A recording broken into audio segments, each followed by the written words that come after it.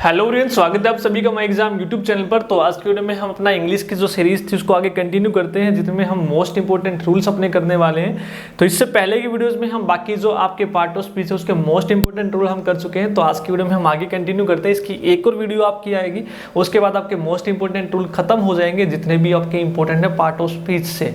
तो यहाँ से जरूर आपका क्वेश्चन देखने को मिलेगा। वो कैप की वीडियो में डाल चुका हूँ, यदि आपने वो नहीं देखी तो वो भी आप जरूर देखिएगा। इसके बाद आपके जितने भी टेंस वॉइस नरेशन है वो एक ही वीडियो में हम कोशिश करेंगे करने की। क्लियर है? तो चैनल को जरूर सब्सक्राइब कर ले और वीडियो पसंद आए तो लाइक जरूर कीजिए और कमेंट करके भी जरूर बताइएगा आप लोगों को हमारा जो सीरीज है वो कैसी लगती है। क्लियर है? या फिर आपको किसी भी टॉपिक में डाउट है तो आप कमेंट कर सकते हैं, उस पर भी वीडियो बनाने की हम कोशिश करेंगे। शुरू करते हैं कि यूजेस ऑफ कंजंक्शन हम देखेंगे आज की वीडियो में। कंजंक्शन के यूजेस क्या क्या होते हैं और इसके जो मोस्ट इंपोर्टेंट रूल्स हैं वो क्या क्या है।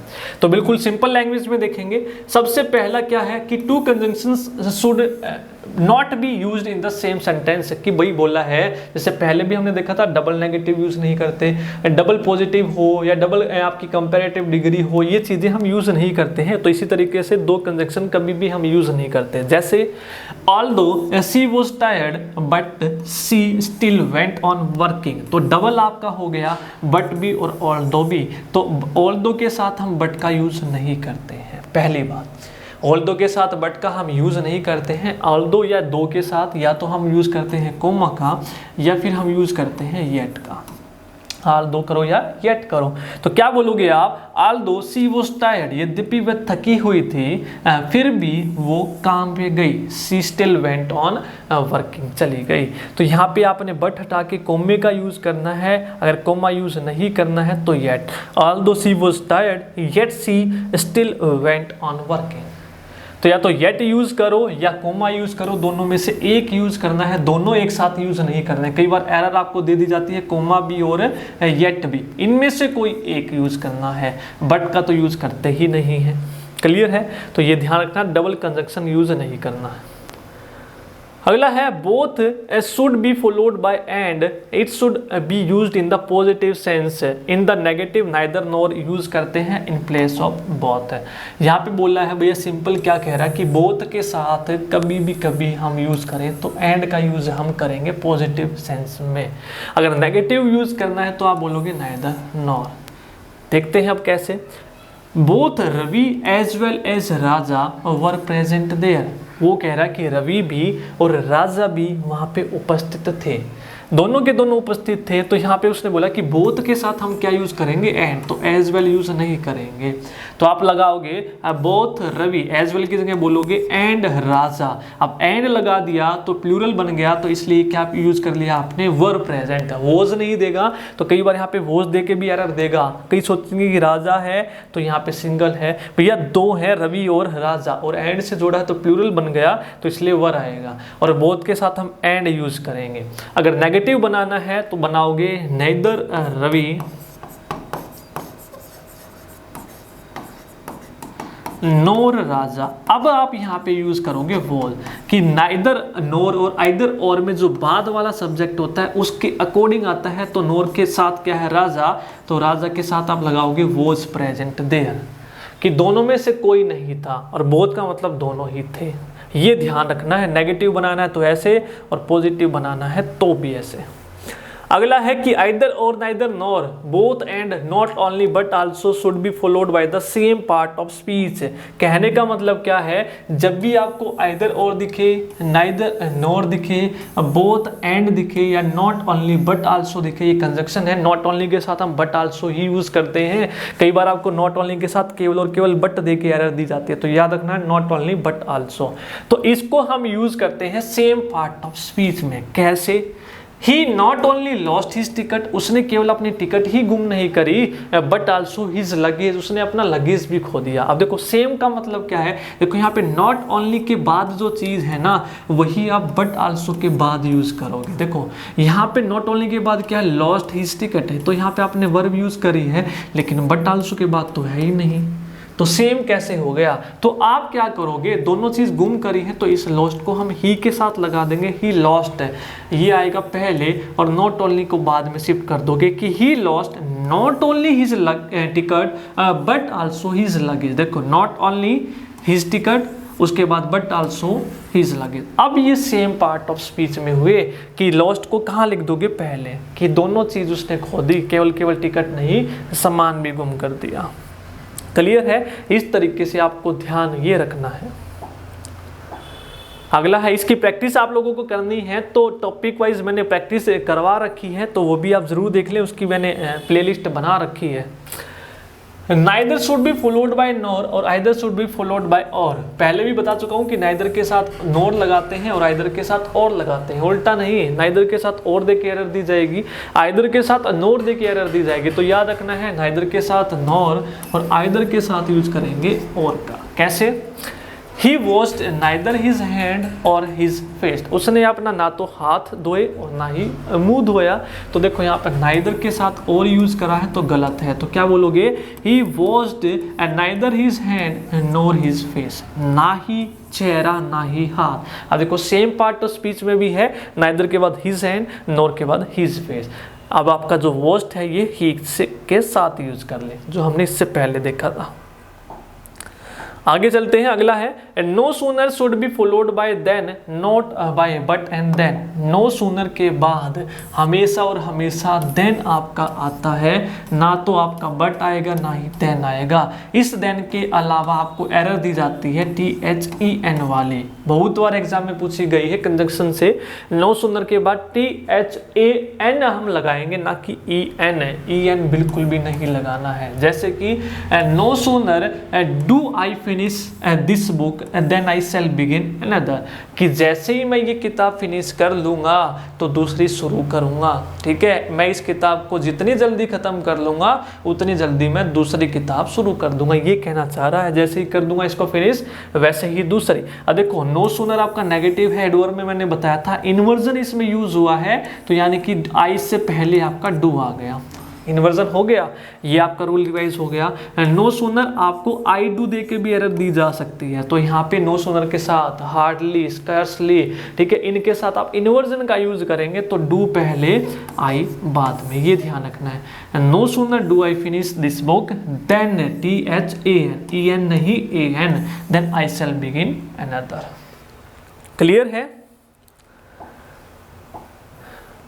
अगला है कि हार्डली और स्कार्सली के साथ हम यूज करते हैं व्हेन और before, but not by then और दैट। तो ये भी यहाँ पर आपका इंपॉर्टेंट है कि स्कार्सली और हार्डली जहाँ भी आपको मिलता है उसके साथ हम यूज करेंगे या तो व्हेन या फिर बिफोर, देन और दैट का यूज नहीं करते हैं। एग्जाम्पल से समझते हैं। हार्डली, देखो हार्डली के साथ इन्वर्जन यहाँ पे यूज हुआ, हार्डली डिड आई, इन्वर्जन हो गया कि नहीं?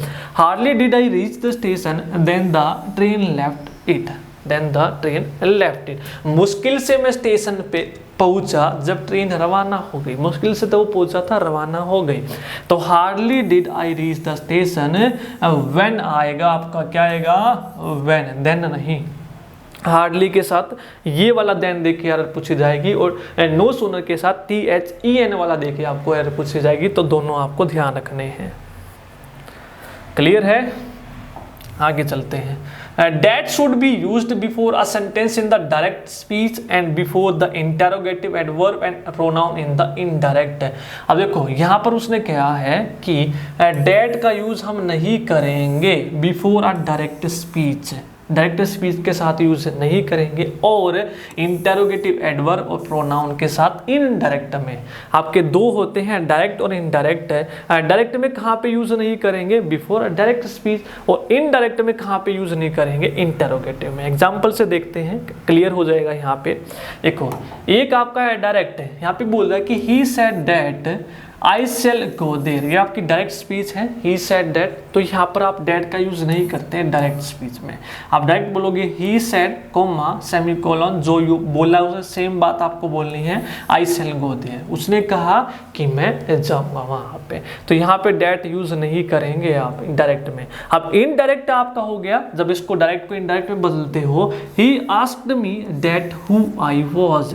तो आप देखेंगे जो आपका इंटेरोगेटिव है, उसने पूछा कि मैं कौन हूँ, इंटेरोगेटिव है। या फिर ऐसे याद कर लो, WH फैमिली के साथ डैट का यूज नहीं करते। He asked me who I was, क्या बोलोगे? Who I was, that use नहीं करेंगे इन दोनों केस में। क्लियर है? अगला चलते हैं प्रेपोजिशन के रूल हम देखते हैं इंपॉर्टेंट आपके, कि ऑब्जेक्टिव केस आप यूज करोगे कब, आफ्टर प्रेपोजिशन। मोस्ट इंपॉर्टेंट है आपकी, यहाँ से ज़रूर आपकी एरर पूछी जाती है कि जब भी आपकी प्रेपोजिशन दी हो, ठीक है, और ऑब्जेक्टिव केस आप यूज करते हैं, मैं पहले भी आपको ये बता चुका हूँ कैसे, कि I do not depend on he, कि मैं उस पर डिपेंड नहीं हूँ। ऑन आपकी प्रेपोजिशन है तो प्रेपोजिशन के बाद सब्जेक्टिव केस नहीं आएगा, कौन सा केस आएगा आपका यहाँ पर ऑब्जेक्टिव, और ही का ऑब्जेक्टिव क्या होता है, आई do not depend on him, I do not depend on him आप यहाँ पर बोलोगे, ठीक है। तो जितने भी इंपॉर्टेंट है वो सारे के सारे हम यहाँ पर डिस्कस करने वाले हैं आपके। नेक्स्ट है, the preposition used after two words must be made clear if these two words are connected by and और। देखो जब भी आप दो प्रेपोजिशन, कहना क्या चाह रहा है सिंपल में, देखो बिल्कुल देखो वो कह रहा है कि जब भी आप प्रेपोजिशन यूज करते हैं दो वर्ड्स के साथ, उसको क्लियर करो कि कौन सी प्रेपोजिशन किसके साथ है, यदि आप उसको एंड से जोड़ते हैं या और से। जैसे कि she is conscious and engaged in her work, इसका मतलब आपकी कॉन्शियस ऐसी चीज है, इसके साथ भी प्रेपोजिशन आती है और एंगेज्ड भी, तो यहाँ पे प्रेपोजिशन को क्लियर करो, आपने इसको एंड से जोड़ा है तो एंगेज के साथ कौन सी आएगी और कॉन्शियस के साथ कौन सी आएगी, कैसे क्लियर करें, तो कॉन्शियस के साथ आपकी आती है of, she is conscious of and engaged in her work, और एंगेज्ड के साथ आपकी आती है इन, तो दोनों के साथ अलग अलग दिखानी है। यहाँ पे आपने यूज नहीं करी, यहाँ पे कर ली, तो एंड से जोड़ा है तो दोनों के साथ दिखाओ यूज करके कि ही इज कॉन्शियस ऑफ, वह अपने काम के प्रति सचेत है, और एंगेज्ड इन हर वर्क है, और अपने और लगी हुई है, काम में लगी हुई है। इस तरीके से अलग अलग दिखानी है। आगे चलते हैं, कि if the principal verb is used after about. अब देखो जब भी आप प्रिंसिपल वर्ब यूज करते हैं, मीन यहाँ पर about, after, at, before, for, from, in, on, to, ठीक है, तो उसके बाद जो वर्ब आएगी आईएनजी फॉर्म में आएगी, वर्ब की फर्स्ट फॉर्म और आईएनजी के साथ आपको याद रखनी आएगी। इनके बाद एग्जाम्पल से समझते हैं कैसे। यहाँ पे देखो उसने बोला है you prevented me, you prevented, तुमने मुझे बचाया, यू प्रिवेंटेड मी, मुझे बचाया कहाँ से, फ्रॉम एंड डू इट, ये काम करने से। जब भी मैंने बोला कि प्रिवेंट आया है, यहाँ पे क्या आया है, प्रिवेंट आया है, फ्रॉम आया है, प्रिवेंट के बाद क्या आया है, फ्रॉम, ये रहा फ्रॉम, तो इनके बाद आपको आईएनजी फॉर्म यूज करनी है। यू प्रिवेंटेड मी, मुझे बचाया, फ्रॉम, ये आपकी प्रिंसिपल है तो आईएनजी फॉर्म इसकी यूज करोगे। एग्जाम में पूछी गई है ये एरर आपकी, यहीं से क्वेश्चन आपके बनने वाले हैं अगर आपने ये क्लियर कर लिए तो। You prevented me from doing it, ये करने से बचाया है। वो कहते हो ना you what are you waiting for, for के साथ आईएनजी। उसके बाद नेक्स्ट जो आपकी इंपॉर्टेंट है क्या, कि on, in, at are not used before today, tomorrow, yesterday. तो जो आपके ये होते हैं इनके साथ हम ना तो ऑन का यूज करते हैं, ना इन का और ना एट का। जैसे कि he will go there on tomorrow, वो वहाँ जाएगा कल, तो टुमारो के साथ हम ऑन का यूज नहीं करेंगे, डायरेक्ट बोलोगे he will go there tomorrow, he will go there tomorrow. He came yesterday, ऐसे नहीं he came on yesterday, I will do it on today नहीं, I will do it today, मैं आज करूँगा। तो इस तरीके से आप लोगों को ये चीज़ें अपनी बोलनी है। तो on, in, at का यहाँ पर हम यूज़ नहीं करेंगे, डायरेक्ट बोलोगे he will go there tomorrow। Next है कि no preposition is used before the word home, home के पहले हम कोई प्रेपोजिशन यूज नहीं करते हैं, ठीक है। और आप एट का यूज करते हैं तो इसका मतलब अलग होता है। फील एट होम का मतलब घर जैसा किसी चीज़ को महसूस करना, तो आप बोलोगे bring a TV set at home, तो एट नहीं बोलोगे, क्या बोलोगे, bring a TV set home, ठीक है। एक टीवी सेट लेके आओ घर के लिए या घर पे लेके आओ, तो होम के साथ एट नहीं लगाओगे। एट होम आपकी एक अलग फ्रेज होती है जिसका मतलब मैं बता चुका हूँ। अगला है after transitive verb like discuss. देखो आपकी कुछ ट्रांजिटिव वर्ब होती हैं, दो तरीके की आपकी होती है वर्ब, ट्रांजिटिव और इनट्रांजिटिव।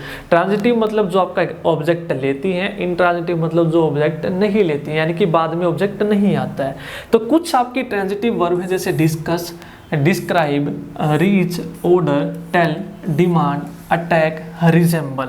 रिजेंबल से आपका क्वेश्चन जरूर पूछा गया है एग्जाम में, मोस्ट इंपॉर्टेंट है रिजेंबल।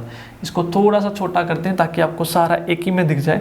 रिजेंबल के साथ क्वेश्चन पूछा गया है का, ठीक है, डिमांड के लिए पूछा गया है क्वेश्चन, ऑर्डर के लिए पूछा गया है, डिस्कस में पूछे गए हैं आपके एरर। कैसे?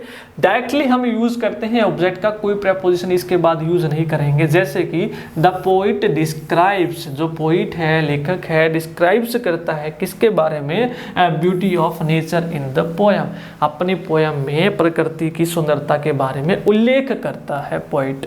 तो यानी कि डिस्क्राइब आपका यहाँ पे आ गया, तो कौन सी है? ट्रांजिटिव। तो ये डायरेक्ट आपका ऑब्जेक्ट लेगा, डायरेक्टली क्या यूज होगा? ऑब्जेक्ट। तो यहाँ पे आप अबाउट नहीं लगाओगे, हटा दोगे। तो किसके बारे में करता है? ब्यूटी के बारे में। तो डायरेक्ट बोलोगे the poet describes the beauty of nature in this poem, describes the beauty of nature. एक और देखते हैं, जैसे आप बोलते हो टेल है, he told me, direct indirect में बोलते हो ना, ही टोल्ड मी, ऐसे थोड़ी ना बोलते हुई टोल्ड टू मी, टू हटाते हो वहां पे गलत होता है, डायरेक्ट बोलते हो ऑब्जेक्ट, ही टोल्ड मी। जैसे बोलते हो I ordered a cup of tea, किसके लिए ऑर्डर किया? कप ऑफ टी के लिए। ऐसे थोड़ी ना बोलते हो I ordered for a cup of T, तो फॉर वहां पे गलत है, एरर आपकी दी जाती है। तो ये आपको याद रखने हैं, इनके साथ आप कभी भी प्रेपोजिशन का यूज नहीं करेंगे। क्लियर है? अगला है से सजेस्ट। नेक्स्ट क्या है कि से suggest, propose, speak, reply, explain, talk, listen, write is followed by preposition to. इनके बाद आपकी प्रेपोजिशन टू आती है, उनके बाद कोई यूज नहीं करते। तो सेज टू मी, जैसे डायरेक्ट इनडायरेक्ट में he says to me, he says me, suggested to me, ठीक है, he proposed to her, she speak to me, he reply to me. कब आएगा? Followed by to if there is a person, यदि उसके पीछे person हो तो ही आएगा ऑब्जेक्ट की फॉर्म में। यदि उसके पीछे पर्सन नहीं है, ऑब्जेक्ट की फॉर्म में कोई चीज है, तो टू यूज नहीं करेंगे। जैसे he did not reply me, me क्या है? यहाँ पे पर्सन है, तो रिप्लाई के बाद आप क्या यूज करोगे? टू का। He did not reply to me बोलेंगे, रिप्लाई के बाद टू यूज किया। क्यों यूज किया? क्योंकि वहां पे पर्सन है। अगर पर्सन नहीं है तो हटा दोगे। जैसे he did not write to a letter, to a letter, यहाँ पे पर्सन थोड़ी ना है, तो डायरेक्ट बोलोगे he did not write a letter, उसने पत्र नहीं लिखा। यहाँ पे लेटर है, यहाँ पे आदमी नहीं है, तो इसलिए हमने राइट के बाद टू हटा देना है। टू तभी यूज करेंगे जब वहाँ पे पर्सन हो। He says to me, person है तो इसलिए टू बोला है वहाँ पे। अगर पर्सन के अलावा कोई चीज़ है तो यूज नहीं करें। क्लियर है? तो ये थे आपके आज की वीडियो के इंपॉर्टेंट रूल। आई होप आपको वीडियो पसंद आई होगी। क्लियर है? पसंद आई तो लाइक ज़रूर कर दें, और इसी तरह की वीडियोस पाने के लिए चैनल को ज़रूर सब्सक्राइब कर लें। एक लास्ट वीडियो अपनी बची है, उसमें हम अपना ये ख़त्म कर लेंगे और फिर जो टॉपिक है बचे हुए उसको जल्दी से डिस्कस करेंगे। Thank you.